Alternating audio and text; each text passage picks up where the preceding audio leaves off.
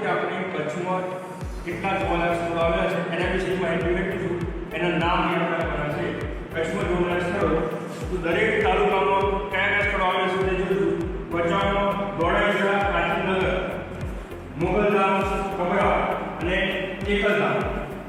અંજારમાં જેસલતોરનો સમાધિ, ગોવર્ધન પર્વત, સતાવડ. ગાંધીધામમાં કંડલા બંદર, ગાંધી સમાધિ. માંડવીમાં માંડવી બીચ, ગોધરા અંબે ગામ, વિજય વિલાસ પેલેસ.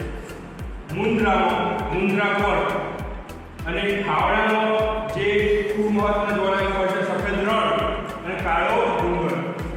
ભુજમાં હમીરસર તળાવ, વંદે માતરમ ભુજોડી, સ્મૃતિવન, પ્રાગમહેલ, આયના મહેલ, કચ્છ મ્યુઝિયમ, સ્વામિનારાયણ મંદિર.